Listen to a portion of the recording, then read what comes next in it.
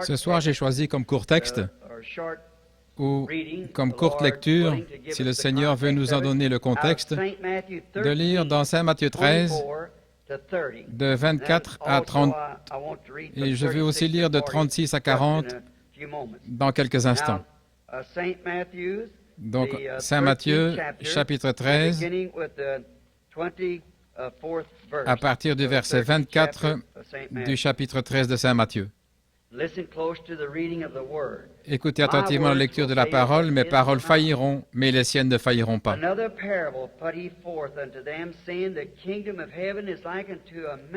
Il leur proposa une autre parabole et il dit, « Le royaume des cieux est semblable à un homme qui a semé une bonne semence dans son champ. Mais pendant qu'il dormait, son ennemi vint, sema de l'ivraie parmi le blé et s'en alla. Lorsque l'herbe eut poussé et donné du fruit, l'ivraie parut aussi. Les serviteurs du maître de la maison vinrent lui dire, « Seigneur, n'as-tu pas semé une bonne semence dans ton champ? D'où vient donc qu'il y a de l'ivraie? » Et il leur répondit, « C'est un ennemi qui a fait cela. » Et les serviteurs lui dirent, « Veux-tu que nous allions l'arracher? » « Non, dit-il, de peur qu'en arrachant l'ivraie, vous ne déraciniez en même temps le blé. Laissez-les croître ensemble jusqu'à la moisson. Et à l'époque de la moisson, j'enverrai les moissonneurs. Arrachez d'abord l'ivraie et liez-la en gerbes pour la brûler, mais amassez le blé dans le grenier. » Avez-vous remarqué? Amassez d'abord l'ivraie et liez-la en gerbes. Maintenant, lisant ceci, quelque chose de bizarre m'est venu à l'esprit. Pendant que j'étais assis au sommet des monts Catalina l'autre soir, en prière, et alors je me suis demandé où je pourrais trouver un mot qui me servirait pour ce sujet dont je voulais parler ce soir. Je suis descendu et j'ai trouvé le mot « discorde ». Alors j'ai pris le dictionnaire et j'ai regardé ce que ce mot « discrepancy », « discorde » veut dire. Et il s'agit de semer la discorde ou être contraire. C'est ce que dit Webster, semer de la discorde, quelque chose de différent, ou être contraire à ce qui existait auparavant. Alors j'ai pensé le texte de ce soir que je l'intitulerai « La semence de discorde ». Et j'ai confiance que le Seigneur bénira sa parole maintenant, alors que nous l'abordons. Et nous savons aussi qu'il a donné l'interprétation au verset 36 et jusqu'au verset 43, montrant comment cette semence est venue à maturité. Pendant que nous y sommes, lisons ça aussi, du verset 36 jusqu'au verset 43. Quand il eut renvoyé la foule, il entra dans la maison. Ses disciples s'approchèrent de lui et dirent, « Explique-nous la parabole de l'ivraie du champ. » Il répondit, « Celui qui sème la bonne semence, c'est le Fils de l'homme. Le champ, c'est le monde. La bonne semence, ce sont les fils du royaume, mais l'ivraie, ce sont les fils du malin. L'ennemi qui l'a semé, c'est le diable. La moisson, c'est la fin du monde. Les moissonneurs, ce sont les anges.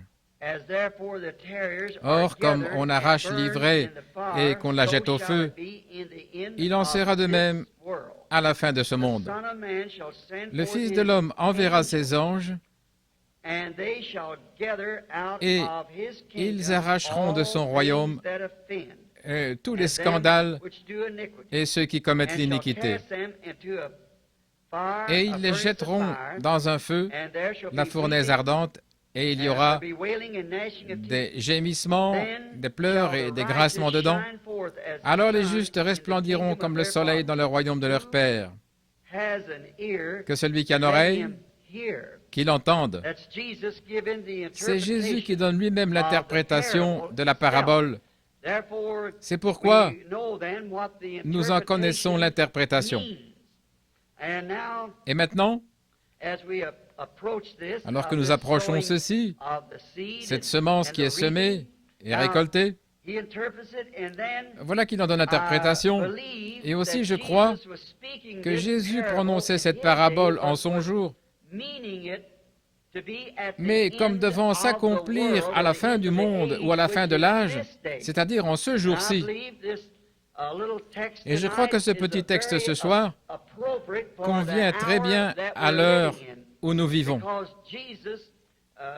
En effet, Jésus a bien précisé ici que le rassemblement se ferait à la fin de ce monde, que c'est alors que la fin viendrait, que le blé serait rassemblé et que l'ivraie aussi serait rassemblée et brûlée, et que le blé serait emporté dans le royaume.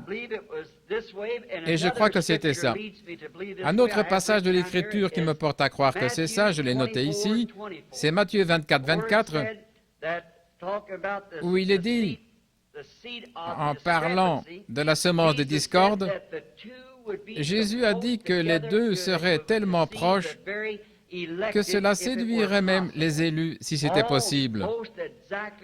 Presque exactement les mêmes. Il y a un autre endroit dans l'Écriture où c'est écrit que la pluie tombe sur les justes et sur les injustes. Je me souviens de ma première expérience. Quand je me suis retrouvé parmi les pentecôtistes, j'étais à Mishawaka, dans l'Indiana. J'assistais à une grande convention dans une salle semblable à celle-ci, où ceux du Nord et du Sud s'étaient assemblés. À cette époque-là, à cause de la ségrégation, ils avaient dû se réunir là. C'étaient deux grandes associations de frères pentecôtistes. Je n'avais jamais entendu parler d'eux et je ne les avais jamais rencontrés auparavant. C'est là que pour la première fois, j'ai entendu parler en langue. Et au bout de la rangée à la convention, comme je n'étais pas un de leurs membres, j'étais simplement un jeune prédicateur baptiste, je me suis assis tout au fond. Et je me souviens, la première fois que j'ai entendu quelqu'un parler en langue, je ne savais même pas de quoi il s'agissait. Et alors, il y avait ces deux hommes qui étaient assis en avant. L'un d'eux parlait en langue et l'autre interprétait ce que l'homme avait dit. Eh bien, je me suis mis à étudier ma Bible sans relâche à ce moment-là et j'ai vu que c'était scripturaire. C'est exactement, selon les Écritures, ce que le Saint-Esprit ferait. Eh bien, peut-être le lendemain, cette nuit-là, j'avais le cœur tout remué. J'ai dormi dans un champ de maïs. Je n'avais pas assez d'argent pour me payer un lit, alors j'avais juste assez d'argent pour rentrer à la maison. Je me suis acheté des donuts, quelques jours, ou plutôt des petits pains pour mon petit déjeuner. J'aurais pu manger avec eux, j'étais les bienvenus, mais je ne pouvais pas participer aux frais à cette époque-là. C'était la dépression de 1933. C'était une période assez difficile. Je pensais, eh bien, je ne veux pas manger avec eux, mais je veux savoir ce qu'ils ont. Ils ont quelque chose que je n'ai pas. Donc ce matin-là, ils m'ont demandé que tous les prédicateurs viennent sur l'estrade, vous n'avez qu'à vous nommer, dire d'où vous venez. Eh bien, j'ai simplement dit William Branham, évangéliste, Jeffersonville. Je me suis assis. À ce moment-là, j'étais le prédicateur le plus jeune qu'il y avait sur l'estrade, et le lendemain, ils m'ont fait venir sur l'estrade pour prêcher. Ensuite, après que j'ai prêché, nous avons passé des moments bénis, et ensuite, j'ai fait la connaissance de plusieurs personnes qui m'ont invité à venir à leur église. Après, eh bien, je me suis dit, si seulement je pouvais trouver ces deux hommes principaux qui parlaient en langue et interprétaient. C'est ce qui brûlait dans mon cœur. Je le désirais tellement. Eh bien, comme je vous l'ai dit au début, un petit don par lequel on enclenche un mouvement. Vous savez, les dons et les appels sont sans repentance. Vous les avez toute votre vie. Vous voyez, vous êtes né avec cela, si ce sont des dons de Dieu. Alors, j'ai toujours, depuis ma tendre enfance, j'ai toujours eu ça. Les gens qui me connaissent depuis toujours savent que c'est vrai. Eh bien, je ne savais pas ce que c'était à l'époque. Ça s'appelait une vision. Je ne savais pas vraiment ce que c'était. Je me disais, si je pouvais seulement leur parler. Eh bien, et l'esprit qu'il y avait dans la salle me faisait vraiment l'effet d'être l'esprit de Dieu. J'ai réussi à parler à l'un d'eux. Je lui ai posé quelques questions. Et c'était un chrétien tout à fait authentique. Il n'y avait aucun doute là-dessus. Cet homme était un vrai croyant. Et l'autre homme, quand je lui ai parlé, Si j'ai jamais rencontré un hypocrite, c'en était bien un. Cet homme, en fait, son épouse était blonde et il avait eu des enfants, 2 enfants d'une femme aux cheveux noirs. Et je pensais, eh bien, qu'est-ce qu'on fait maintenant? Me voilà tout déboussolé. Moi qui suis fondamentaliste, il faut que ce soit la parole, sinon ce n'est pas juste. Et voilà que l'esprit, l'un d'eux a presque, j'en sais, donné une vibration absolument authentique et l'autre n'était pas bon du tout. Et l'esprit descendait sur les deux. Maintenant, comment est-ce possible? Je ne savais pas quoi penser. 2 ans plus tard, je priais dans la caverne où j'avais l'habitude d'aller prier. Comme c'était poussiéreux dans la caverne, un après-midi, je suis sorti, j'ai posé ma Bible sur un tronc d'arbre et un coup de vent l'a ouverte à Hébreux, chapitre 6. Là, il est dit que dans les derniers jours, ce qui arriverait, si nous abandonnions la vérité et que nous nous revelions encore pour venir à la repentance, qu'il ne restait plus de sacrifice pour le péché, que les épines et les chardons sont prêts d'être rejetés, on finit par y mettre le feu. Mais la pluie tombe souvent sur la terre pour l'arroser, pour la préparer. Mais les épines et les chardons seraient rejetés, mais le blé serait amassé. Je pensais, eh bien, c'est juste le vent qui l'a fait s'ouvrir là. J'ai simplement reposé la Bible, je me suis dit, eh bien, maintenant je vais juste... Et voilà, le coup de vent qui l'ouvre à nouveau. C'est arrivé 3 fois. Je pensais, eh bien, ça c'est étrange.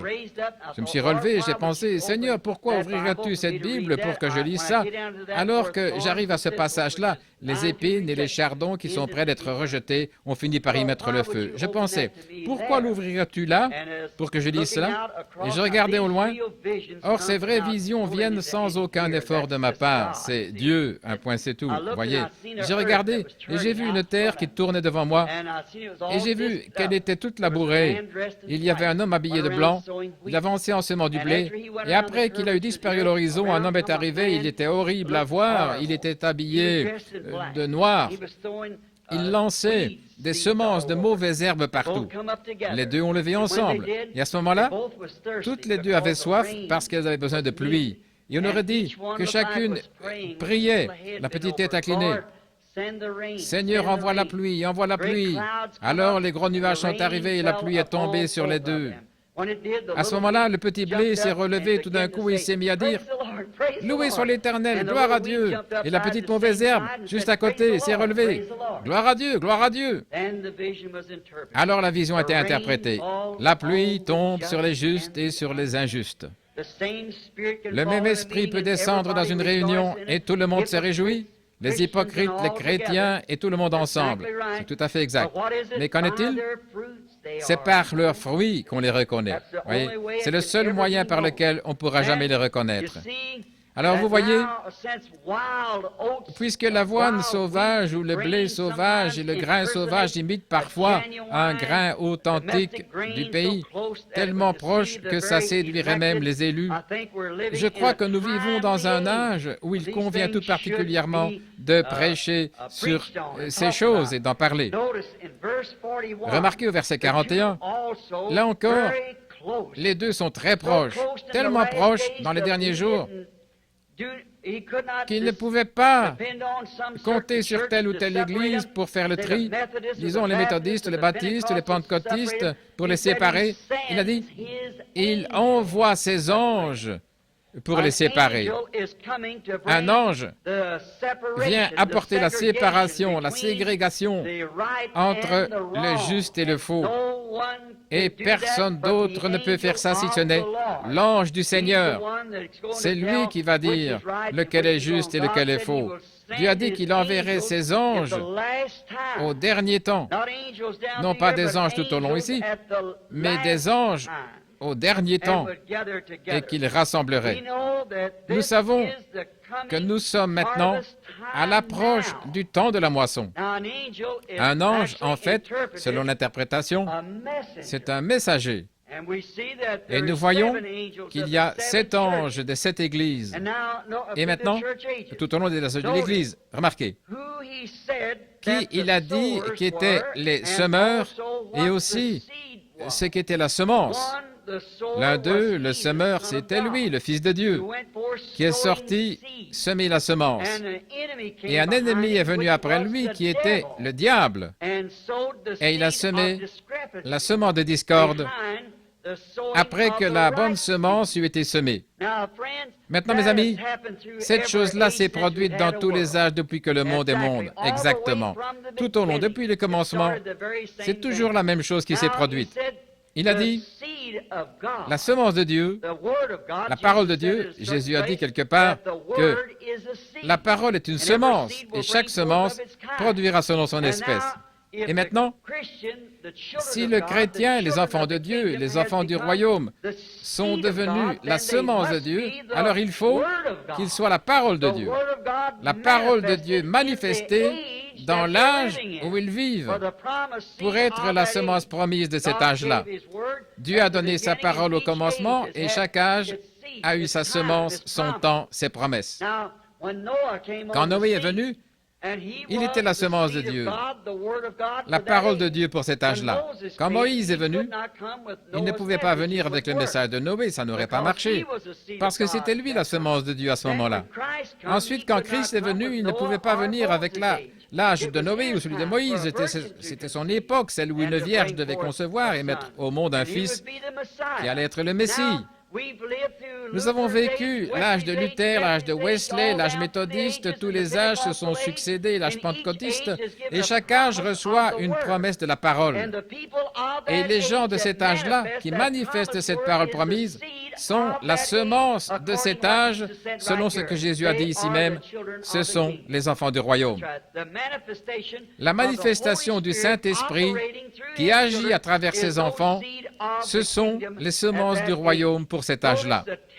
Remarquez, l'ivraie, c'est lui, l'ennemi, Satan, qui a semé la discorde ou la semence de discorde. C'est lui qui s'est rendu coupable d'avoir fait cette chose horrible. Satan l'a semé, sa semence, dès le commencement, au moment où Dieu a placé sa première moisson d'êtres humains sur la terre. Adam, bien sûr, il savait déjà qu'il y avait une connaissance de la vérité et du bien et du mal, mais il n'en était pas encore arrivé là. Mais nous voyons que Dieu a donné à ses enfants sa parole pour qu'elle soit leur défense. Nous n'avons aucune autre défense que la parole de Dieu. C'est notre défense. Il n'y a aucune bombe, aucun abri, aucune retraite, ni Arizona, ni Californie, ni où que ce soit. Nous n'avons qu'une seule défense, et c'est la parole. Et la parole a été faite chair et elle a habité parmi nous, c'est Jésus-Christ. Il est notre seule défense. En étant en lui, nous sommes en sécurité. Le péché n'est même pas imputé à un véritable croyant. Le saviez-vous? Celui qui est né de Dieu ne commet pas le péché. Il ne peut pas pécher. Voyez? Ça ne lui est même pas imputé.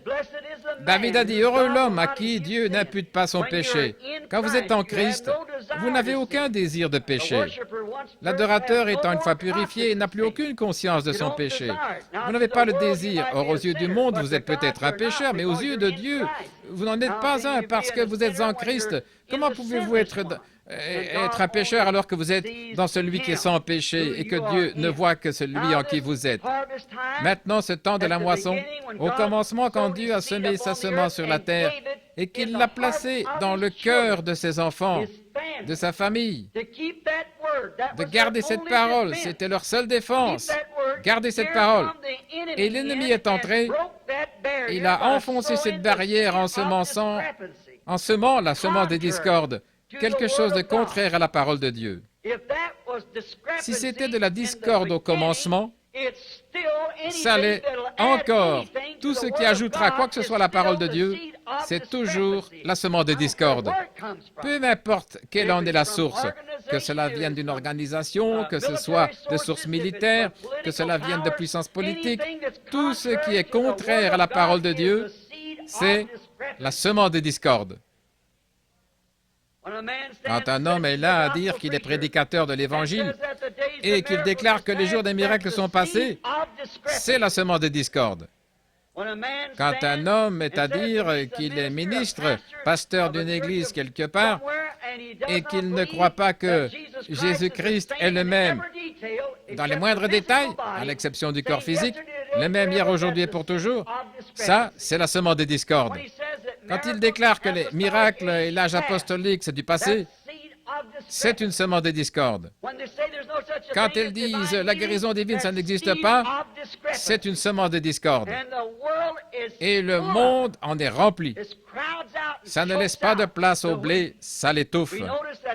Nous constatons que le premier qui a semé la semence de discorde, il a été étiqueté comme étant le diable.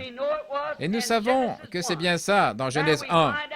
Maintenant, nous voyons ici, dans le livre de Matthieu au chapitre 13, Jésus étiquette encore tout ce qui est en désaccord avec sa parole comme étant du diable. Et en cette année 1956, tout ce qui sème la discorde, quelque chose de contraire à la parole écrite de Dieu ou qui en donne une interprétation personnelle, c'est la semence de discorde. Dieu n'honorera pas cela, il ne le peut pas, ça ne se mélangera pas, non, c'est comme la semence de moutarde, elle ne se mélangera avec rien d'autre, vous ne pouvez pas l'hybrider, il faut que ce soit l'authentique, la semence de discorde. Maintenant nous voyons, quand Dieu a semé sa semence dans le jardin d'Éden, nous voyons qu'elle a produit un Abel, mais quand Satan a semé sa semence de discorde, elle a produit un Caïn. L'un a produit un juste, l'autre a produit un injuste. Parce que Ève a écouté la parole de la discorde, quelque chose de contraire à la parole de Dieu, et c'est là que le ballon du péché a commencé à rouler, et depuis ce jour-là, il n'a cessé de rouler. Et nous n'arriverons jamais à nous en débarrasser complètement tant que les anges ne seront pas venus faire la séparation, alors Dieu emportera ses enfants dans le royaume, et l'ivraie sera brûlée. Remarquez ces deux vignes. Si seulement nous pouvions passer plus de temps sur ce sujet, mais nous allons seulement voir les grandes lignes pour pouvoir prier pour les malades dans quelques minutes. Remarquez, leurs semences ont poussé ensemble, exactement comme Dieu l'a dit ici au chapitre 13 de notre texte de ce soir dans Matthieu. Laissez-les croître ensemble. Or, Caïn est allé dans la terre de Nod, il s'y est trouvé une épouse et il s'est marié. Abel, lui, a été tué et Dieu a suscité Seth pour le remplacer. Et à partir de là, les générations se sont succédées, le juste et le faux côte à côte. Maintenant, nous remarquons que chaque fois, au fil du temps, elles se sont rassemblées et Dieu a été obligé, la méchanceté est devenue tellement grande que Dieu a été obligé de détruire. Mais ces deux semences ont fini par produire la semence de discorde et la semence de Dieu ont produit chacune leur tête véritable, dont l'aboutissement a été Judas Iscariote et Jésus-Christ. En effet, il était la semence de Dieu, il était le commencement de la création de Dieu. Il n'était rien de moins que Dieu. Et Judas Iscariote est né le fils de la perdition. Il est venu de l'enfer, il est retourné en enfer. Jésus-Christ était le Fils de Dieu, la parole de Dieu manifestée. Judas Iscariote, par sa discorde, il était la semence du diable. Il était venu dans le monde et pour tromper exactement tel qu'il était au commencement dans Caïn, son ancêtre. Judas ne faisait que jouer à l'Église. Il n'était pas vraiment sincère, il n'avait pas réellement la foi, il n'aurait jamais trahi Jésus. Mais vous voyez, il a semé cette semence de discorde. Il pensait pouvoir se lier d'amitié avec le monde, Mammon, tout en étant ami avec Jésus. Mais il était trop tard pour qu'il puisse rien y changer. Quand l'heure fatale est venue, quand il a fait cette vilaine chose, il a franchi la ligne de séparation entre aller de l'avant et faire demi-tour. Il était obligé de continuer sur sa lancée. Comme imposteur, séducteur, il a semé la semence de discorde et il a cherché à trouver grâce devant ces grandes organisations de ce jour-là, les pharisiens et les sadducéens. Et il pensait gagner un peu d'argent comme ça et être bien vu des gens. N'est-ce pas ce qui amène tant de gens à donner dans cette discorde? Ils cherchent à trouver grâce devant les hommes.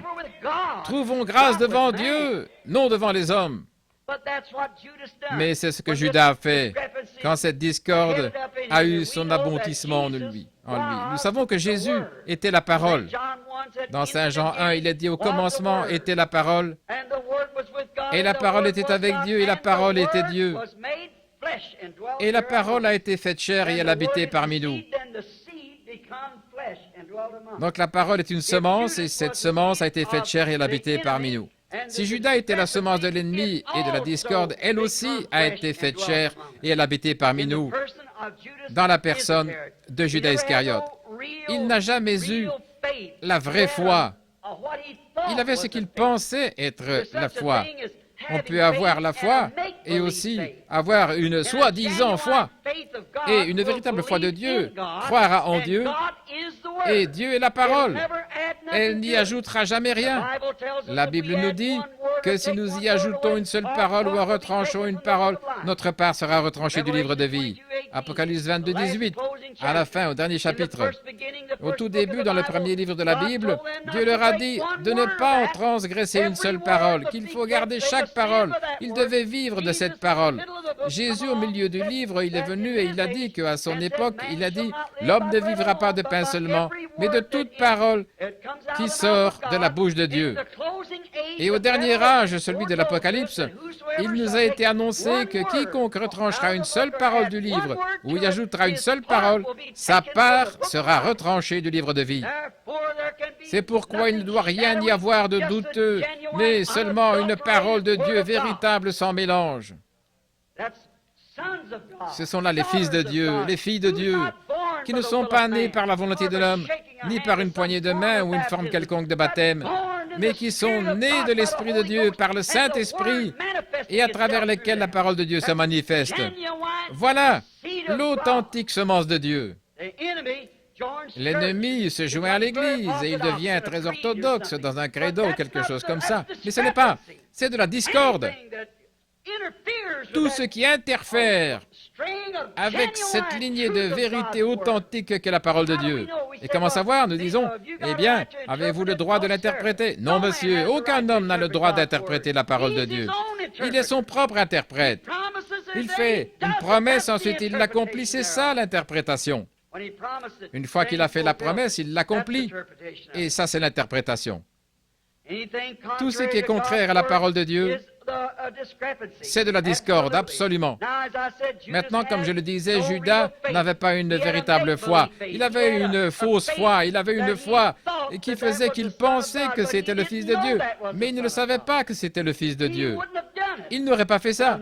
Et un homme qui accepte de faire des compromis sur la vérité de la parole de Dieu, il a une foi, soi-disant. Un véritable serviteur de Dieu s'accrochera à cette parole. L'autre soir, un certain ministre de l'Arizona, d'une école fameuse dans la ville ici, il est venu me voir et il m'a dit « Je voudrais vous corriger sur quelque chose. Au moment qui vous conviendra, j'ai dit « Le moment ne pourrait pas mieux convenir. Venez donc. » Donc il est venu, il a dit « Monsieur Branham, je crois que vous êtes sincère et honnête, mais vous essayez de présenter au monde une doctrine apostolique. » Et il a dit, l'âge apostolique a pris fin avec les apôtres. J'ai dit, la première question que j'aimerais vous poser, mon frère, croyez-vous que chaque parole de Dieu est inspirée? Oui, monsieur, certainement je le crois. J'ai dit, dans ce cas, pourriez-vous, s'il vous plaît, me montrer dans la parole où l'âge apostolique a pris fin? Montrez-moi où et je croirai avec vous.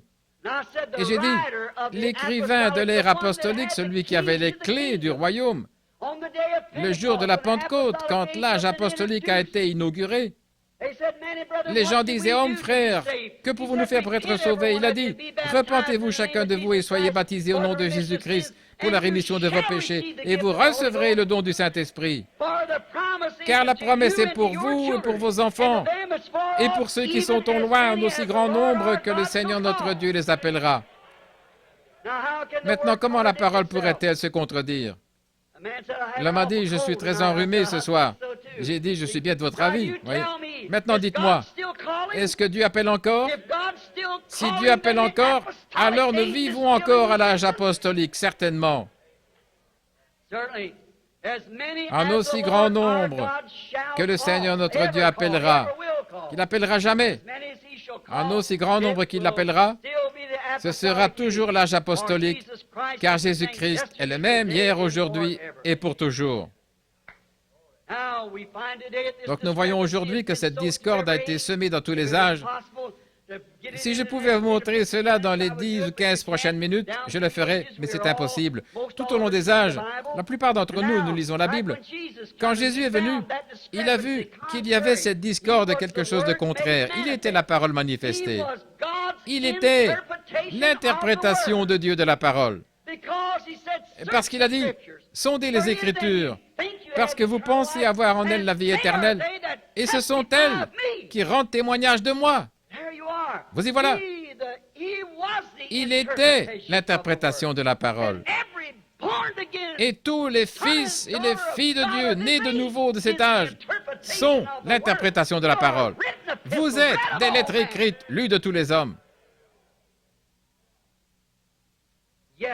Oui, remarquez, il a dit, c'est en vain qu'ils m'adorent, en enseignant la discorde comme doctrine.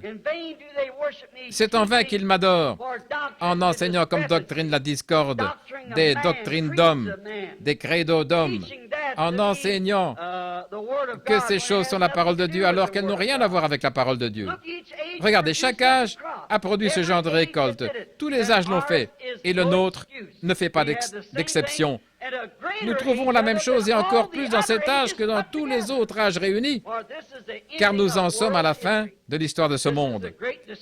La discorde qu'il y a sur la face de la terre aujourd'hui est plus grande que jamais auparavant. Dans les autres âges, la discorde les a éloignés du Dieu vrai et vivant pour les entraîner vers les idoles. Aujourd'hui, Jésus a dit dans Matthieu 24, 24 que ce serait tellement proche que cela séduirait même les élus si c'était possible. Vous parlez de discorde. Oh, c'est tellement subtil. Satan est au milieu des gens et il est tellement doué, ce théologien, ce docteur en théologie, qu'il peut enseigner la parole de façon presque parfaite. Jésus l'a dit. Mais observez, quelque part il y aura quelque chose. Il dira, eh bien, ça là, c'était pas pour ici. Mais oui, absolument, voyez-vous, parce que Dieu a dit que ça l'était. Regardez ce que cela produit. Cette même discorde a fait descendre la colère de Dieu au jour de Noé, quand Dieu a envoyé son prophète et qu'il a prêché comme une flamme de feu, qu'il a appelé les gens à la repentance et que la discorde a été engloutie par l'eau. Alors, qu'est-ce que Satan a fait? Il est revenu tout de suite dans Cam et il s'est remis à semer. C'est tout à fait exact. Ensuite, Moïse est venu, le grand prophète, pour faire sortir les enfants d'Israël du désert. Qu'est-ce qui s'est passé? Moïse, le grand prophète de Dieu, il leur a apporté la vérité absolue, la vérité confirmée. Il avait rencontré Dieu. Dieu a prouvé qu'il l'avait rencontré. Et les gens là-bas, ces sacrificateurs, ils avaient leur religion, leur rituel, leur rite et tout. Mais Moïse s'est tenu là comme confirmation de l'interprétation de la parole. Ne l'oubliez pas. Moïse était l'interprétation de Dieu de sa promesse. Il avait dit qu'il le ferait. Il était l'interprétation de Dieu. Qu'est-ce qui s'est passé? L'Église venait à peine de sortir de l'Égypte. Elle était en marche depuis quelques jours. Et qu'est-ce qui est arrivé? Satan est venu avec sa discorde dans la personne du second Caïn. C'était Balaam. Et il a semé la discorde parmi eux. Nous savons que c'est vrai.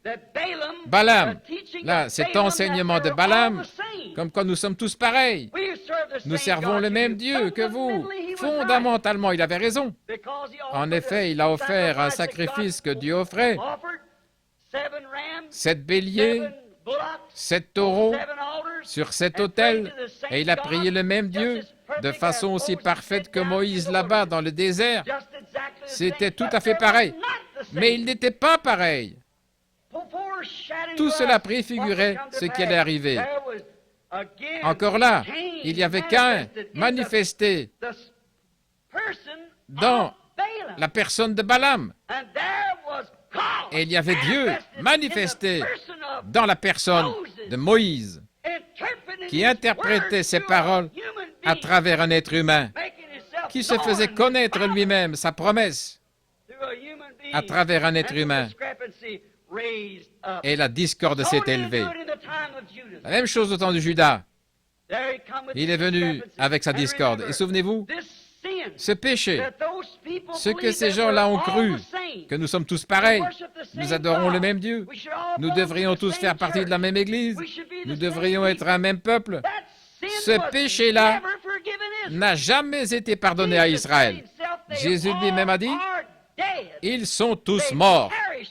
Ils ont tous péri, sauf 3. Ceux qui ont tenu bon et qui ont cru la promesse. Quand les faiblards ont dit « Nous ne pouvons pas nous emparer de ce pays-là, nous avons affaire à une trop forte partie. » Et tout, Caleb et Josué ont fait taire le peuple. Ils ont dit « Nous sommes plus que capables de nous en emparer, parce que Dieu nous l'a promis. Quelle que soit l'opposition, ça m'est égal. » Et nous pouvons encore prêcher la guérison divine et le baptême du Saint-Esprit, encore avoir la puissance de Dieu pour nous détacher des choses du monde. Dieu l'a dit. L'âge apostolique n'a jamais pris fin et il ne cessera pas. Il continue. Donc nous trouvons ce même vieux semeur de discorde. Et souvenez-vous, ce péché n'a jamais été pardonné. Maintenant, frère, s'il n'a jamais été pardonné à cette époque-là, qu'en est-il de maintenant? Alors que la réelle semence de tous les âges est en train de se rassembler. Remarquez cette grande chose que Balaam a faite. Elle a continué pour finalement aboutir à la venue de Judas Iscariote et de Jésus. Qu'est-ce que c'était? Judas et Jésus étaient une image très exacte de Caïn et Abel. En effet, comme Judas était religieux, Caïn était aussi religieux. Caïn a construit un autel. Il a offert un sacrifice. Il a adoré Dieu. Il l'a fait avec autant de sincérité que l'autre.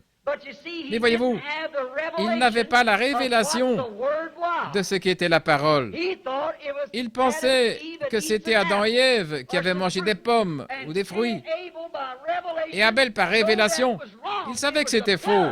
C'était à cause du sang qu'ils étaient sortis. Alors il a offert un agneau. Et Dieu a témoigné de ce que son offrande était juste. Alors il est devenu jaloux et il a essayé de tuer son frère. Et comme il a tué son frère sur le même autel que celui sur lequel son sacrifice était mort, l'agneau était mort sur l'autel.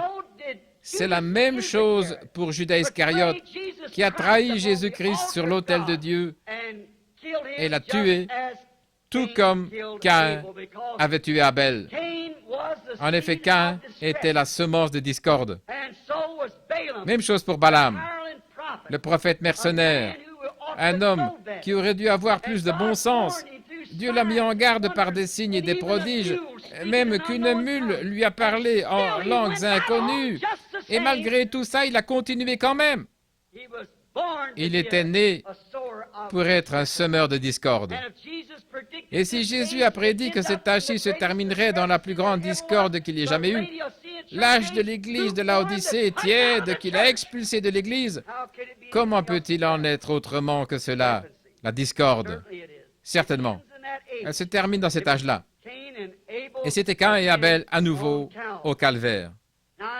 Maintenant, remarquez, comme toujours, dès que Jésus est parti, qu'il est allé au ciel, le Saint-Esprit a été renvoyé. C'était là la semence qui donnait la vie à la parole. Comme nous le disions hier soir, c'est lui qui vivifie la parole. Vivifier, ça veut dire faire vivre. Le Saint-Esprit authentique ne fait vivre que la parole, ce qu'elle est. Il ne fera pas vivre un credo. Il ne peut pas, parce qu'il n'y a rien du credo en lui. Il est la vie de la parole de Dieu, car il est Dieu. Et il vivifie ce corps-là. Maintenant, remarquez ce qu'ils ont fait. Et la Bible dit, et Jean a parlé à ses enfants, il a dit, petits enfants, vous avez appris que l'Antichrist devait venir dans le monde. Et il est déjà dans le monde. Et il agit dans les fils de la désobéissance. Alors ça, c'était peut-être une trentaine d'années après la venue du Saint-Esprit. Nous voyons que quand le Saint-Esprit est venu, la vraie semence, celui qui donnait vraiment la vie à la semence, voilà que la discorde s'est introduite de nouveau. Et remarquez, ça a continué comme ça. La vraie parole avait été confirmée, l'un après l'autre. Les prophètes d'autrefois avaient confirmé que la parole de Dieu était la vérité. Si quelqu'un ici a déjà lu le concile de Nicée ou le concile pré-nicéen, ces 15 jours de politique avide de sang, où ce groupe de Romains là-bas a voulu faire une dénomination de cette église. Des prophètes vêtus de peau de mouton qui mangeaient des herbes sauvages sont venus et ils ont pris position pour la parole. Quel résultat? Il fallait que ça se passe comme pour Caïn, comme pour Abel. L'un des deux devait mourir, effectivement. Et la parole a perdu son influence sur les gens. Aussi, par un vote unanime, ils ont exclu la parole véritable et ils ont accepté les dogmes de discorde de l'Église catholique primitive. Ils ont ajouté un pape, ils ont ajouté un évêque, ceci et cela. Ils ont retranché le vrai sens de Pierre, de Marie et de tout le reste. Ils se sont fait des idoles. Et ils ont carrément transformé la soi-disant religion chrétienne en une cérémonie païenne. Qu'était-ce? La semence de discorde. Et ils ont organisé pour la première fois sur la terre une église. Qu'est-ce que c'était? Cette semence de discorde qui avait commencé à semer quelque chose qui ajoutait, qui retranchait. Qui a déjà entendu parler dans la Bible de ne pas manger de viande le vendredi? Qui a déjà entendu parler dans la Bible de quelque chose comme l'aspersion, du baptême, de l'immersion? Qui a déjà entendu parler de ces choses-là, d'un Je vous salue Marie ou quelque chose comme ça? Qui a déjà entendu parler de certaines de ces âneries qu'on retrouve aussi chez les protestants? La poêle ne peut pas se moquer du chaudron, c'est vrai.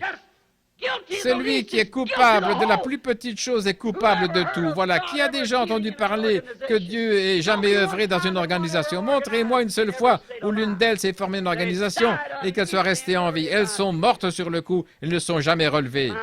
Oh là là. Il est temps que quelque chose se passe. Il est temps que Dieu entre en action. Cela détruit l'influence sur les gens. Il s'est passé la même chose aujourd'hui. Ils détruisent l'influence. Ils disent, oh, cette bande d'exaltés, ce sont des minus. Mais c'est de la discorde. Retrouvez-vous nez à nez avec la parole et voyez ce qu'il en est. Voyez si Dieu n'interprète pas sa propre parole. De ces pierres, Dieu peut susciter des enfants à Abraham. La parole avait été parfaitement confirmée par ces premiers chrétiens. Dieu les avait délivrés de tout et des maladies. Et ils avaient des prophètes et ils parlaient en langue, ils interprétaient, ils prononçaient des messages qui s'avéraient parfaitement justes chaque fois. Et malgré toute cette parole confirmée, les gens ont voté son expulsion et ils ont voté pour une dénomination. C'est la mère de toutes les organisations. Les deux sont maintenant parvenues à pleine maturité. Elles ont recommencé à produire leurs semences. Elle s'était éteinte, mais elle a refleuri au jour de Luther, comme nous le savons par le message de l'autre matin au petit déjeuner. Elle a refleuri à l'époque de Luther. Mais qu'est-ce qu'ils ont fait? Immédiatement après la mort de ce grand homme, ils ont formé une organisation. Elle a refleuri de nouveau encore au jour de John Wesley. À cette époque, les Anglicans, avec toute leur doctrine sur la sécurité éternelle et tout, ils avaient tellement tout entortillé qu'ils en étaient presque arrivés à l'universalisme. Et qu'est-il arrivé? Dieu a suscité un homme du nom de John Wesley et il a fauché tout ça. Et dès qu'il est mort, lui et Asbury et les autres, qu'est-ce qui s'est passé? Ils ont formé une organisation et maintenant, on a toutes sortes de méthodistes, Alexander Campbell, John Smith et autres. Et finalement, les pentecôtistes ont refait surface et ils sont sortis de tout ça. Qu'est-il arrivé? Ils couraient bien. Qu'est-ce qui vous a arrêté?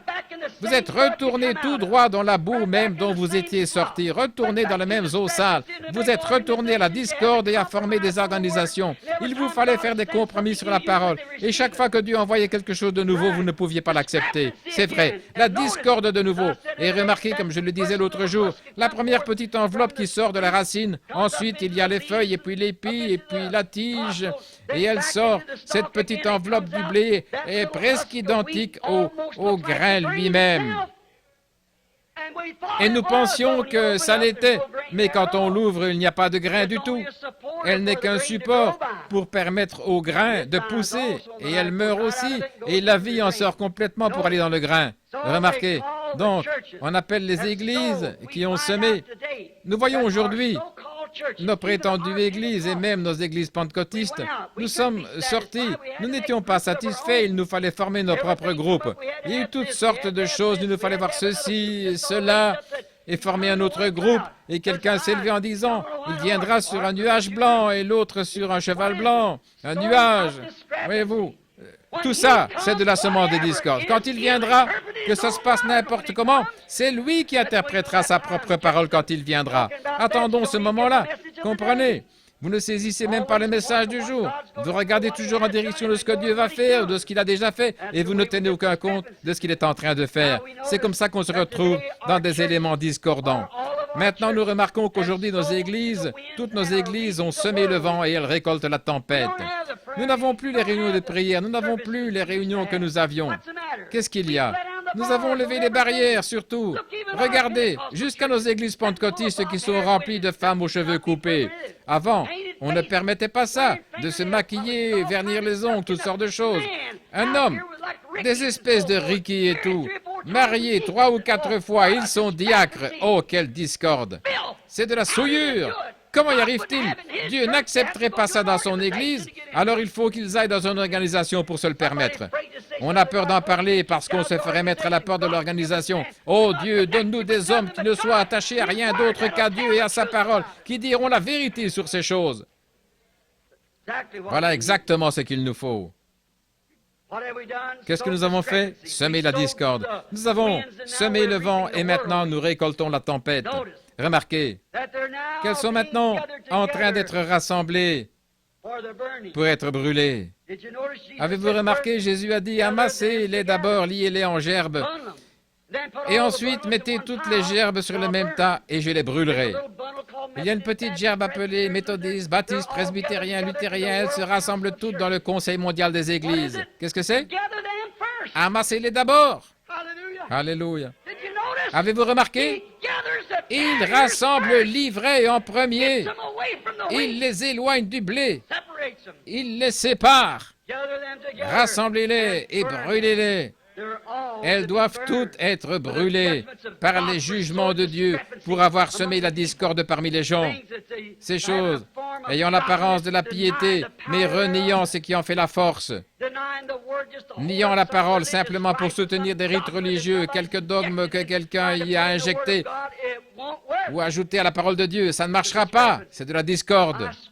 Je m'écris aujourd'hui comme ce grand prophète d'il y a longtemps, Amos, quand il est entré dans une ville et qu'il a dit « Je ne suis ni prophète ni fils de prophète, mais si le lion rugit, qui ne serait effrayé? Quand Dieu parle, qui ne prophétiserait ?» Il a prédit que le jugement s'abattrait sur cette génération-là. Il a dit « Le Dieu même que vous prétendez servir vous détruira. » Mettez ça là sur bande, souvenez-vous. Le Dieu même, ces gens-là qui se rassemblent dans cette grande moisson du Conseil mondial des églises, et vous serez obligés d'y entrer. Vous ne pourrez pas rester en dehors. Ou bien vous en sortirez individuellement, ou bien vous y entrerez. Il n'y aura pas de terrain entre les deux. Ce sera la marque de la bête. Personne ne pourra acheter ni vendre que celui qui a la marque, qui a la discorde. Restez hors de cela. Sortez de là. Fouillez. Tenez-vous-en éloignés. Le Dieu qu'ils prétendent servir les détruira. Le grand Dieu d'amour. Ils disent, eh bien, Jésus a prié que nous soyons tous un. Il a aussi dit, comment pouvez-vous marcher ensemble? 2 hommes peuvent-ils marcher ensemble s'ils ne se sont pas d'accord? Il a dit, un, comme lui et le Père sont un. Le Père était la parole, lui était la parole manifestée. Il était un avec le Père, parce qu'il était la manifestation de la parole promise de Dieu. Et c'est la même chose aujourd'hui ou dans n'importe quel jour. Oui, monsieur. Le Dieu, il est un. Il veut que nous soyons un. Comment ceci peut-il être un alors que celui-ci nie la naissance virginale et que celui-là nie la guérison divine, ceci, cela? Ils sont tous dans un méli-mélo pareil. Certains d'entre eux ne croient même pas en Dieu, ne croient pas qu'il était le fils de Dieu, ou que c'était le fils de Joseph, appelé le fils de Dieu. Le frère jumeau des luthériens, les Zwingli, ils croient qu'il n'était absolument rien d'autre qu'un brave homme. La science chrétienne déclare qu'il était un prophète, rien qu'un homme comme les autres, qui n'était pas divin. Voyons, s'il n'était pas divin, c'est le plus grand imposteur que la terre ait jamais porté. Il était Dieu ou il n'était rien. Il était divin. Il était la divinité elle-même, faite chair parmi nous. Dans la personne du Fils de Dieu, certainement. Voilà ce qu'il était. Maintenant, nous voyons que la discorde est entrée. Nous savons qu'elle est là. Personne ne peut le nier. Oh là là. Remarquez bien. Il détruira ce groupe qui prétend servir Dieu. Observez bien. Dieu a planté sa semence. Je termine parce que c'est le moment de former la ligne de prière. Dieu a planté sa semence et sa semence, c'est Christ. Je vais prêcher là-dessus un soir, dans quelque temps. le lieu où Dieu a décidé de mettre son nom. Si Dieu le veut, peut-être à l'un des petits déjeuners quand j'aurai un peu plus de temps. Remarquez, il est la seule échappatoire. Il est le seul souverain véritable. Il est le seul vrai Dieu. Il n'y en a pas d'autre que lui. Il a dit, je suis Dieu, le Dieu seul. Jésus a dit, voici le commandement. Écoute, ô Israël, je suis l'Éternel, ton Dieu, un seul Dieu. Je le suis. Pourquoi en attendez-vous un autre? Un autre viendra. Je viens au nom de mon Père et vous ne me recevez pas. Mais un autre viendra en son propre nom et vous le recevrez. Et ils l'ont fait à Nicée. Êtes-vous chrétien? Je suis baptiste. Êtes-vous chrétien? Pentecôtiste. Êtes-vous chrétien? Méthodiste. Un autre nom. Mais pour ce qui est de ce nom-là, de Jésus-Christ, ils s'en éloignent le plus possible. Ils ne veulent rien avoir à faire avec lui, car il est la parole. Et la parole se manifeste elle-même. Remarquez, la seule échappatoire, il est la rose de Saron. La Bible l'a dit. Tous les titres dans la Bible de Dieu appartiennent à Jésus-Christ. Il était l'alpha, l'oméga, le commencement et la fin, celui qui était, qui est et qui vient, la racine et la postérité de David, à la fois la racine et la postérité, l'étoile du matin, la rose de Saron, le lys de la vallée, l'alpha, l'oméga, le Père, le Fils, le Saint-Esprit, tout cela en Jésus-Christ. Il était la pleine manifestation de Jéhovah Dieu qui a été fait chair pour habiter parmi nous. Voilà exactement ce qu'il était. Il était la rose de Saron. Qu'est-ce qu'on a fait la rose de Saron? On l'a écrasée, on l'a broyée pour en faire sortir le parfum. Une rose magnifique doit être écrasée complètement pour qu'on puisse recueillir le parfum de cette rose. Et c'était une vie magnifique que celle-là, qu'il n'y a jamais eu une vie vécue comme celle-là, mais elle a dû être écrasée au calvaire. Voyons, on prenait l'onction de la rose de Saron et on la mettait sur Aaron. Il fallait qu'il soit loin de cela pour pouvoir entrer dans la présence de l'Éternel dans le lieu saint, au-dedans du voile saint. Il fallait qu'il soit loin de la rose de Saron pour pouvoir aller faire l'aspersion du propitiatoire tous les ans. Et cette onction devait être sur lui, une odeur agréable à l'Éternel alors qu'il portait le sang de l'agneau devant lui, après avoir été aussi aspergé de cet agneau. Et avec des grenades et des clochettes sur le tour de ses vêtements, il devait marcher à une certaine cadence faisant Saint, Saint, Saint à l'Éternel. Remarquez, il est cette rose de Saron, cette odeur agréable, l'onction qui est sur son peuple.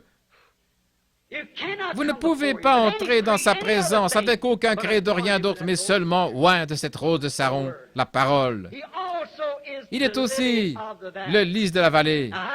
Comment obtient-on l'opium? On obtient l'opium en prenant un lys, en l'écrasant, et on obtient l'opium. Les médecins l'utilisent dans leur laboratoire. Prenez un homme qui est nerveux et agité, ou une femme qui a l'impression qu'elle va perdre la tête, elle fait les 100 pas, elle crie, elle est hystérique. Le médecin va prendre un peu de son opium de lys et lui injectera ça dans le bras ou dans une veine quelque part, et il se calme. C'est terminé pour un moment. Et aussitôt l'effet de l'opium disparu, les voilà qui reviennent pire que jamais. Dès que l'opium disparaît. Mais je vais vous dire, mes amis, c'est seulement un type de l'opium authentique qui vient du lys de la vallée que je connais. Il est le lys de la vallée. Il a été écrasé au calvaire. Il a été blessé pour nos transgressions. C'est par meurtrissure que nous avons été guéris. Dans cet écrasement de fleurs, il était une fleur. Il était la fleur la plus admirable qui ait jamais poussé, ce lys de la vallée. Cette admirable rose de Saron. Il est là ce soir, suspendu entre le ciel et la terre. C'est ce que je crois. Ou plutôt à ce moment-là, il l'a été pour ôter le péché du monde et pour ramener la guérison au monde. Et la Bible dit qu'il est le même hier, aujourd'hui et pour toujours. Mon ami, quand Dieu a dit à Moïse, dans le désert, et c'était un type qui le représentait, d'élever un serpent d'airain, les reins représentent le péché jugé, le serpent représente, le serpent d'airain représente, le serpent d'airain représente le péché jugé, et les reins, c'est le jugement divin, par exemple l'autel des reins où on déposait les sacrifices.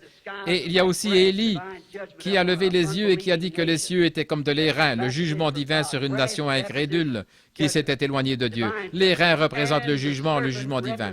Et le serpent représentait le péché déjà jugé. Et Jésus était ce serpent qui a été fait péché pour nous et qui a pris le jugement de Dieu sur lui. Il a été blessé pour nos transgressions, brisé pour notre iniquité. Le châtiment qui nous donne la paix est tombé sur lui et c'est par ses meurtrissures que nous sommes guéris. Oh, ce soir, Dieu a une pharmacie remplie d'opium pour vous, amis chrétiens. Et vous qui êtes malade, vous souffrez, vous êtes épuisé, c'est vraiment trop difficile pour vous. Vous ne pourrez plus tenir le coup encore longtemps.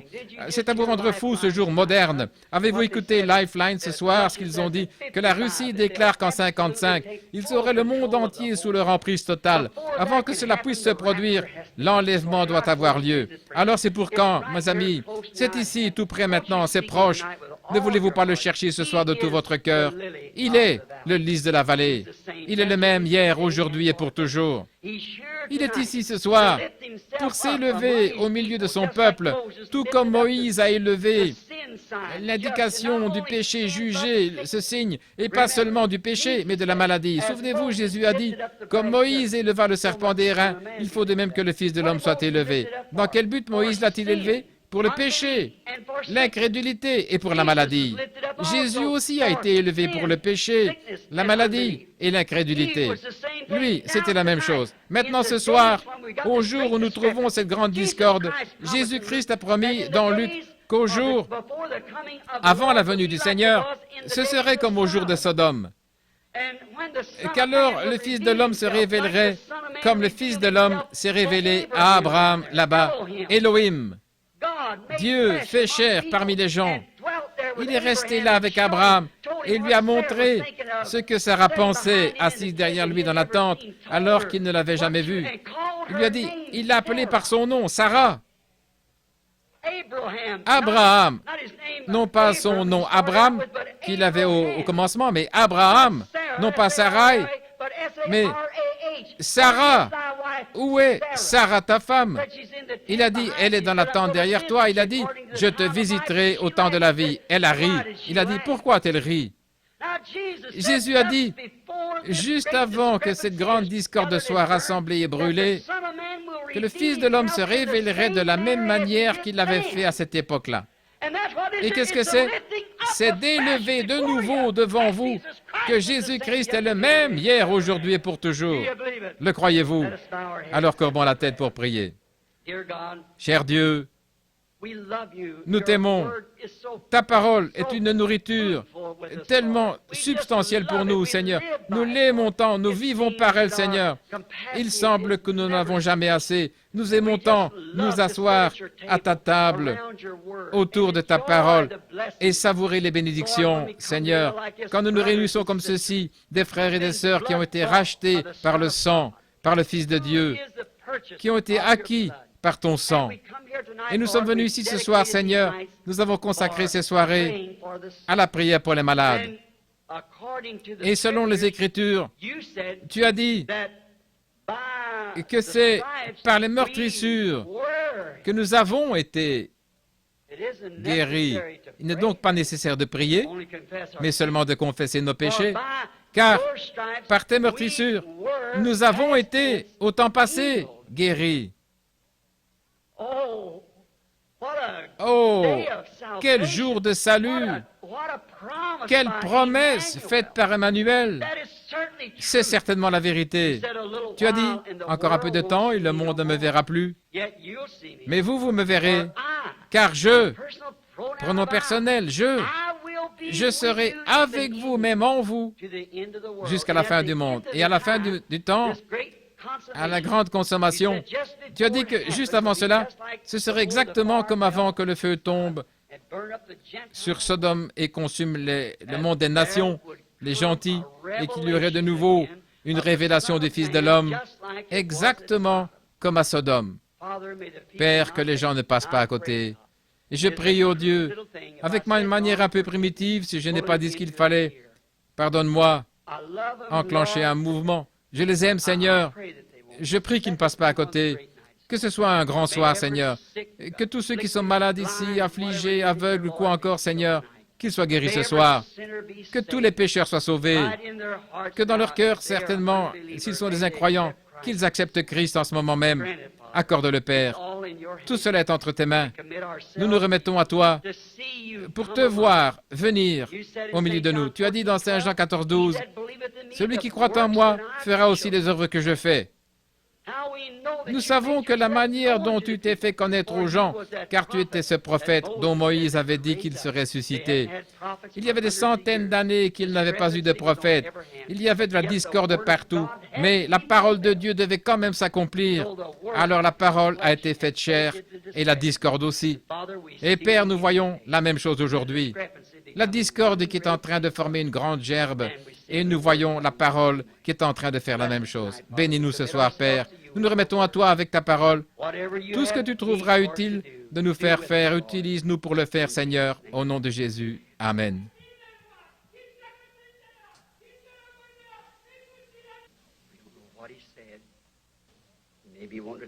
Soyez respectueux, nous ne savons pas ce qu'il a dit. Il peut peut-être quelque chose à nous dire, soyez très respectueux.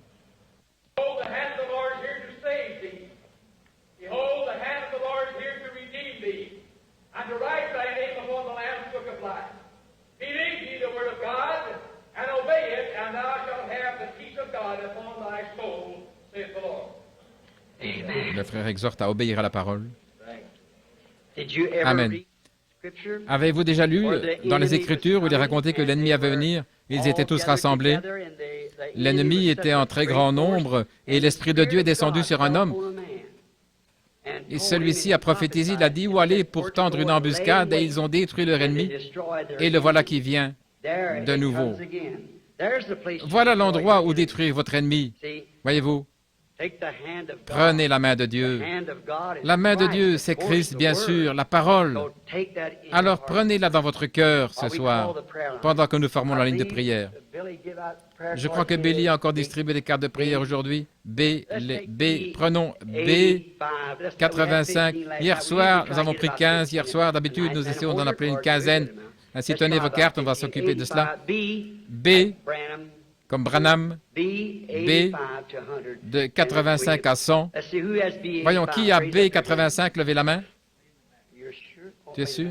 Oh, là, au fond. Très bien. 85, avancez-vous. Maintenant, mon fils, au cas où il y aurait des nouveaux venus ici qui ne savent pas comment on procède, mon fils vient ici, ou quelqu'un, s'il ne peut pas venir, ses frères Borders ou quelqu'un d'autre, un homme qui vient, il prend ses cartes, 100 cartes, et là, devant les gens, il les mélange. Donc, quand il vous donne une carte, il ne peut pas vous dire si vous allez venir sur l'estrade ou pas, il ne sait pas. Et moi non plus, je ne sais pas. J'arrive le soir et j'en appelle simplement une dizaine, une quinzaine, quelque chose comme ça. Ça n'a absolument rien à voir avec votre guérison. Vous pouvez rester assis là. Regardez hier soir. Combien étaient ici hier soir? De voir les gens qui ont été guéris partout, tout au long de la réunion. Donc, on a appelé 85, 86, 87, 88, 89, 90. Que ceux-là s'avancent tout de suite. B, 85, 86, 87, 88, 89, 90. Sûrement, il faut... Nous avons besoin, si quelqu'un... En voici un autre ici. Le compte y est. Maintenant, de 90 à 100, si vous ne pouvez pas vous déplacer, je vois que nous avons quelques fauteuils roulants ici, 4 je pense. Si vous avez une carte de prière et qu'on appelle votre numéro et que vous ne pouvez pas vous déplacer, levez simplement la main, nous allons pousser votre fauteuil jusqu'ici. Si vous n'avez pas de carte de prière, restez simplement assis là et dites, Seigneur Jésus, que ce soit mon tour ce soir. Combien ici n'ont pas de carte de prière? Levez la main. Oh là là. Très bien. Disons simplement ici, j'espère que ça n'a pas l'air sacrilège, mais une fois il y avait une petite femme qui n'avait pas de carte de prière, disons, elle s'est frayée un chemin à travers la foule et elle disait, écoutez bien, si je peux toucher les vêtements de cet homme, je serai guéri. Combien connaissent cette histoire? Très bien. Et qu'est-ce qu'elle a fait? Elle l'a touché. Elle est allée s'asseoir et Jésus s'est retourné. Il savait où elle était, pas vrai? Il savait quel était son problème, pas vrai? Il savait quel était son problème, alors il lui a dit quel était son problème, et elle a senti dans son corps que la perte de sang s'était arrêtée, pas vrai? À cause de quoi? Elle l'avait touché. Maintenant, combien de chrétiens ici ce soir savent, selon Hébreux, l'Épître aux Hébreux, que Jésus en ce moment même est un souverain sacrificateur, le souverain sacrificateur qui peut compatir notre faiblesse? L'est-il? Très bien. S'il est le même souverain sacrificateur, s'il a la même fonction, souverain sacrificateur, Comment agirait-il? Il agirait exactement de la même manière qu'à l'époque. Le croyez-vous? Il agirait exactement de la même manière qu'à l'époque. Si vous pouvez le croire, très bien. Combien le croient? Levez la main et dites, je le crois réellement. Très bien. Avant qu'il forme la ligne de prière, faisons une ligne de prière dans l'auditoire. Je sais qu'il est ici. Je sens sa présence. Je sais qu'il est ici. Venez.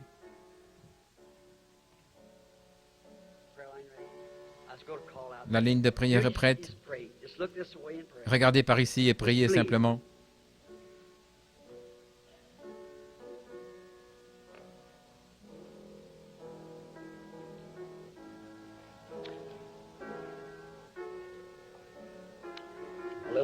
Une petite dame est assise ici, elle me regarde fixement, là, à côté d'une dame qui porte des lunettes. Ne voyez-vous pas, là, ce qui se trouve au-dessus de cette femme? Elle souffre du cœur. Vous croyez que Dieu va vous guérir? Si oui, levez la main. C'était bien votre problème, c'est vrai. Maintenant, si c'était votre problème, levez la main pour que les gens puissent voir. Levez la main comme ça. Maintenant, vous ne l'avez plus. Votre foi vous a guéri. Il est le même hier, aujourd'hui et pour toujours. Oh, il y a de la discorde, mais Jésus-Christ est le même, hier, aujourd'hui et pour toujours. Maintenant, continuez simplement à prier, voyez-vous. Il n'est pas besoin d'être sur l'estrade. Maintenant, voici une dame. Pour autant que je sache, je ne l'ai jamais vue de ma vie. C'est une femme debout ici. Vous avez une carte de prière. Vous ne saviez pas si vous alliez être appelé ou pas. Quelqu'un vous a simplement donné une carte de prière. On a appelé votre numéro, alors vous êtes avancé. C'est pas vrai? Et je n'ai aucun moyen de savoir ce que vous êtes, qui vous êtes, d'où vous venez, ce que vous voulez. Rien de tout ça. Je ne suis qu'un homme. Et vous, la femme, c'est exact. Le même tableau s'est présenté dans la Bible un jour, Saint Jean chapitre 4.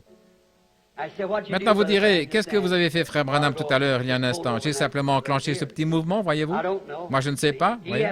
C'est lui qui doit le faire. Moi, je ne sais pas. Et cette femme dans l'auditoire tout à l'heure, je n'avais jamais vu cette femme de ma vie. Elle est une parfaite inconnue. Je crois bien qu'il s'agissait d'une femme. Qui est la personne qui vient d'être guérie? Sommes-nous des étrangers l'un à l'autre? Si c'est vrai, faites signe de la main. Je n'avais jamais vu cette femme, mais elle était assise là, en train de croire. Elle a touché quelque chose, n'est-ce pas? Ça n'avancerait à rien de me toucher moi. Mais maintenant, ne voyez-vous pas que la Bible est très précisément la parole de Dieu? Il est le même hier, aujourd'hui et pour toujours. Nous devenons des tabernacles du Saint-Esprit qui est Christ. Voyez, voilà la vraie semence. À ce moment-là, si ce vrai Saint-Esprit entre dans la vraie semence de la parole, il ne faut pas en prendre seulement une partie parce que le diable utilise cela. Il faut que vous preniez tout. Voyez-vous, chaque parole, en effet, il n'est pas dû à moitié, il est dû entièrement. Et voilà ce qui arrive. Maintenant, voici une femme, je ne l'ai jamais vue. Une fois, Jésus a trouvé une femme comme celle-ci. Peut-être qu'elle n'était pas dans le même état, je ne sais pas. Il était assis à un puits. Il fallait qu'il descende dans Samarie. Et nous voyons que la Samarie était au bas de la colline. Ou plutôt, en allant à Jéricho, il est passé par la Samarie. Et il est arrivé dans une ville appelée Sichar. Il s'est assis au bord du puits et il a envoyé ses disciples acheter des vivres. Combien y a-t-il de races de gens dans le monde? 3. Le peuple de Cam, Sem et Japheth. Nous descendons tous de Noé. Le reste du monde a été détruit à cette époque-là. Il n'y a que 3 races de gens. Ce sont les Juifs, les nations et les Samaritains, lesquels étaient moitié Juifs, moitié des nations. Ce sont là les seules races qu'il y a dans le monde. Voyez-vous, il n'y en a que 3. Et Dieu et tout est parfait en 3. C'est comme ces 3 dont je parlais ce soir, les 3 étapes de la discorde, les 3 étapes de la parole faite chair et tout. Et donc, il a parlé aux Juifs, il a dit à Philippe, quand il lui a amené Nathanaël, il lui a dit où il était, il a dit, je l'ai vu quand il était sous l'arbre. André lui avait amené Pierre, il lui a dit, ton nom est Simon, et dorénavant tu seras appelé Pierre. Il lui a dit, tu es le fils de Jonas. Voyez-vous? Et ceux-là, c'était tous des Juifs, mais ici, il va vers une femme des gentils, des nations, pas une femme des nations, mais une Samaritaine. L'époque des nations, c'est maintenant. Il n'a jamais opéré cela, pas une seule fois pour ceux des nations. Sondez les Écritures, jamais. Mais il a promis dans Luc 22 qu'il le ferait juste avant la venue. Mais donc il était assis là, et une femme moitié juive, moitié des nations est arrivée.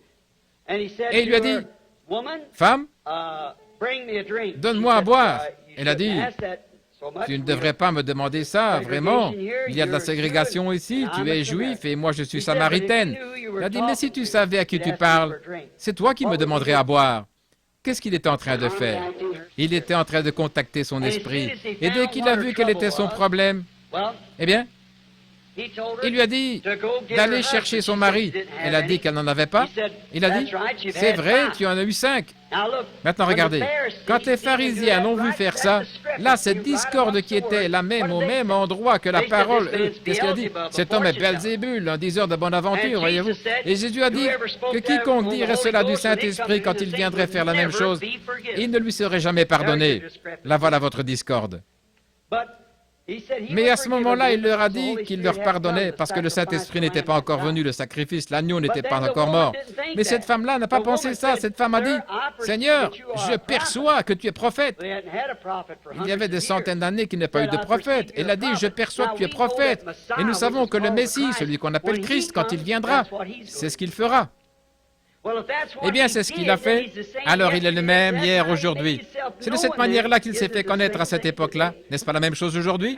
Bien sûr. Ici, nous avons de nouveau une femme et un homme qui se rencontrent. Elle n'est pas cette femme-là, je ne suis pas cet homme-là. Mais le fait est que le même Saint-Esprit est ici. Et il a fait la promesse que les œuvres qu'il avait faites, que nous ferions la même chose au jour où le Fils de l'homme serait révélé. Maintenant, je ne vous connais pas et vous savez que c'est vrai. Nous sommes des parfaits inconnus l'un pour l'autre et vous êtes debout ici. Peut-être qu'il y a quelque chose qui ne va pas chez vous, peut-être pas, je ne sais pas. Mais si le Seigneur Jésus me révèle par son Saint-Esprit, quel est votre problème? Croirez-vous alors qu'il s'agit du Fils de Dieu et non d'un être humain? Ceci n'est qu'une enveloppe, ce tabernacle ici, que Dieu utilise comme tous ceux qu'il a choisis. Il le fait par sa grâce souveraine et par élection. Mais vous croyez. Vous allez le croire? Combien dans l'auditoire le croiront? Nous voici ici tous les deux devant la lumière, déclarant que nous ne sommes jamais rencontrés de la vie. Je n'ai pas la moindre idée de que cette femme, d'où elle vient, ni ce qu'elle veut avoir. Je ne l'ai jamais vue de ma vie. Et je n'avais jamais vu cette femme-là de ma vie non plus. Mais voyez-vous, voici ce que je veux vous amener à faire. À vous débarrasser de cette discorde maintenant et à croire la parole, alors que la parole est faite chair ici même au milieu de nous. La parole prend vie dans notre propre chair, ce qui témoigne de la présence de Dieu. Maintenant, puisse-t-il lui accorder. Ce qu'elle veut obtenir, c'est pour un motif digne. Elle n'a pas d'enfant. Elle veut un bébé. Elle a une quarantaine d'années. Ce n'est certainement pas impossible. Il y en a assises ici dans l'auditoire en ce moment des femmes qui avaient été stériles toute leur vie, qui sont venues à l'estrade comme ceci, le Seigneur leur a accordé des enfants. Que quelques-unes lèvent la main là, dans l'auditoire. Oui. J'ai pris une ravissante petite fille dans mes bras l'autre jour, là, dimanche après-midi. Sa mère était stérile. Le Seigneur a parlé. Et la petite fille, un amour de petit être, où est-elle? La voici juste là, assise derrière. La maman est assise là. Voilà la petite fille elle-même, voyez-vous. Elle a été une parole parlée de Dieu. Maintenant, croirez-vous en lui de tout votre cœur? Croyez-vous que cette bénédiction que vous avez, que vous ressentez en vous maintenant, c'est Dieu qui a répondu? Si Dieu me disait quel est votre nom pour que vous puissiez donner un nom au bébé, croiriez-vous? Alors, Madame Thompson, vous pouvez rentrer chez vous et avoir votre bébé, si vous le croyez de tout votre cœur. Croyez-vous de tout votre cœur? Ayez seulement foi. Ne doutez pas, croyez Dieu simplement. Dieu est Dieu. Bonsoir, monsieur. Comment allez-vous? Je pense que nous sommes aussi des inconnus. La première fois de ma vie que je vous ai vu à ma connaissance, je pensais que vous étiez l'oncle de frère Shakarian.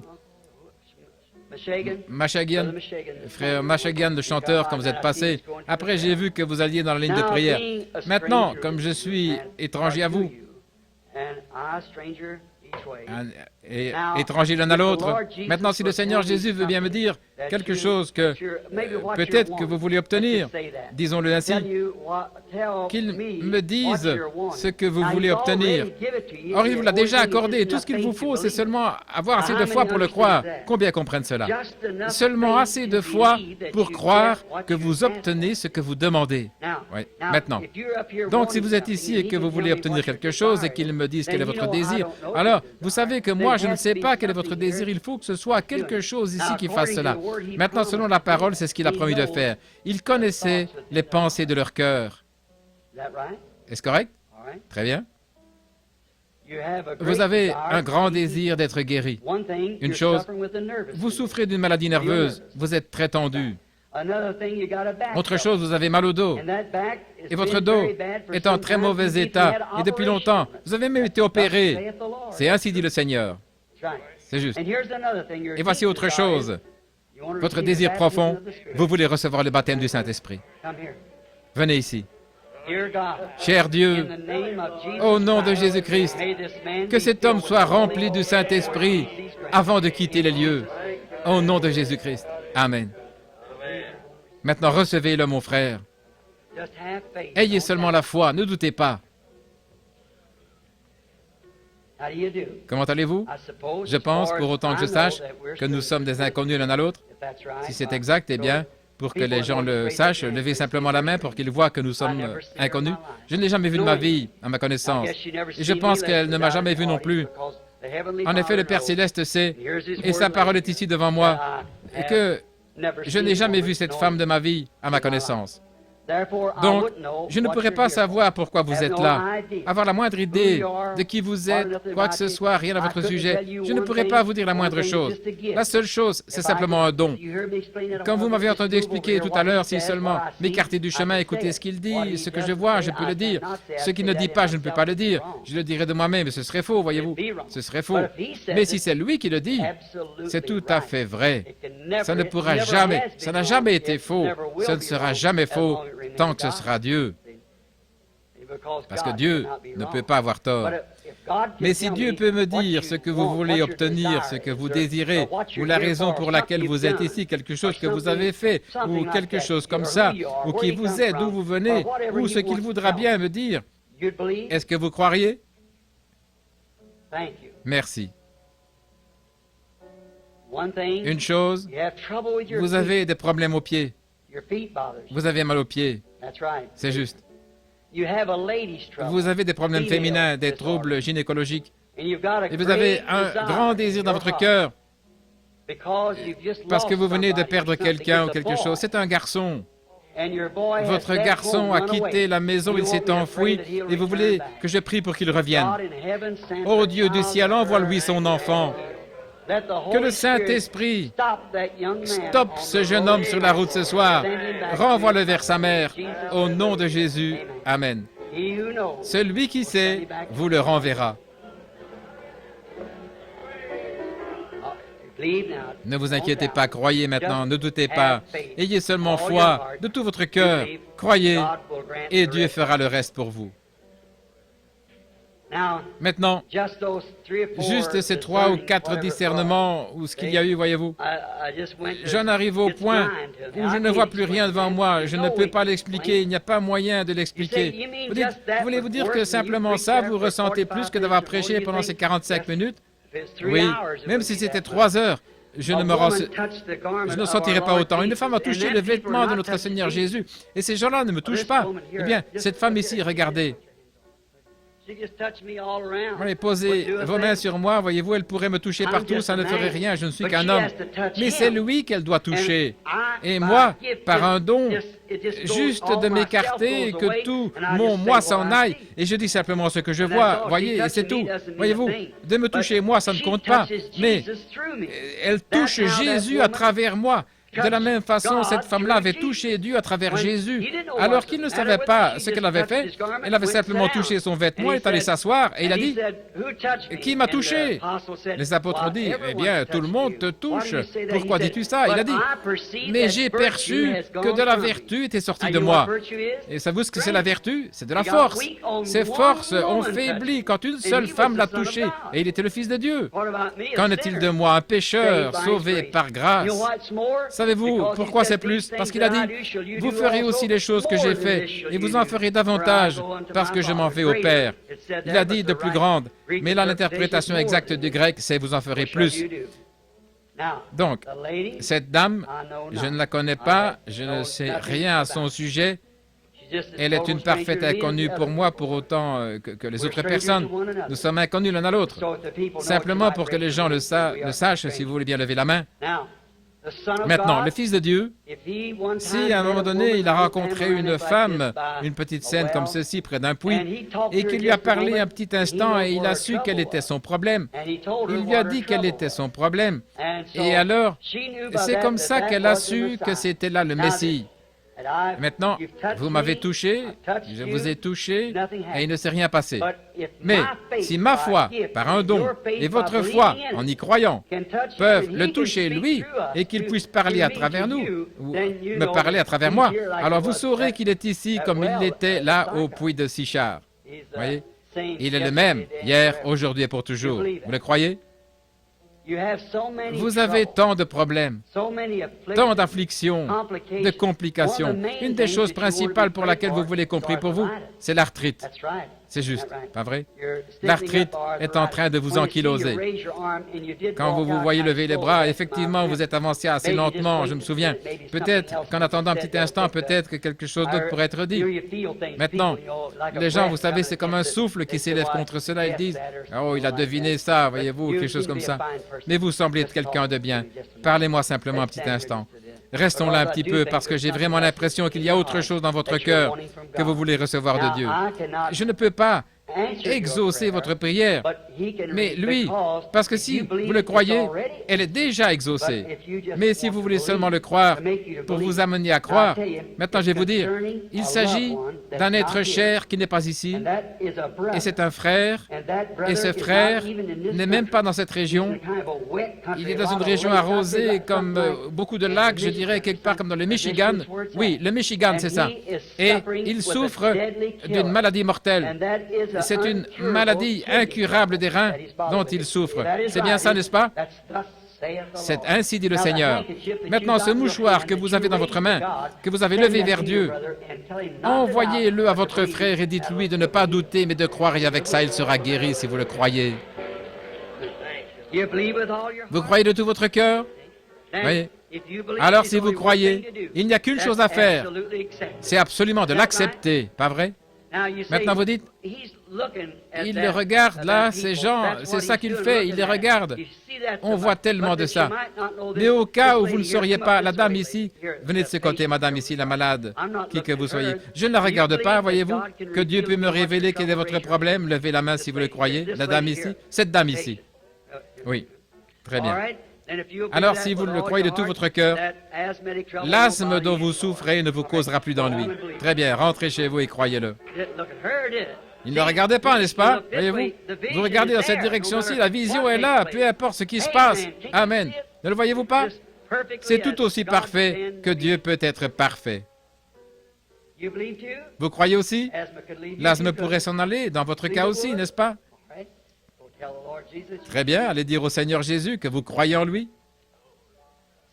Un jour, il vous faudrait vous promener avec une canne si cette arthrite vous rendait infirme, mais elle ne le fera pas. Vous n'allez pas.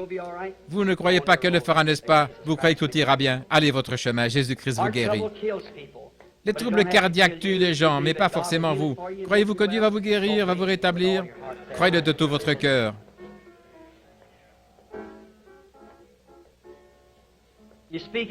Parlez-vous anglais? Comprenez-vous l'anglais? Que quelqu'un vienne.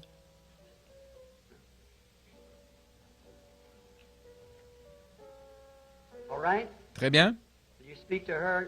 Est-ce que vous voulez lui parler, lui répéter ce que je vais dire? Dites-lui que si elle croit, ses problèmes d'estomac vont s'en aller. Elle va le croire. Et vos maux de dos vont s'en aller aussi. Vous pouvez aller votre chemin, vous êtes guéri. Comment allez-vous? Vous croyez?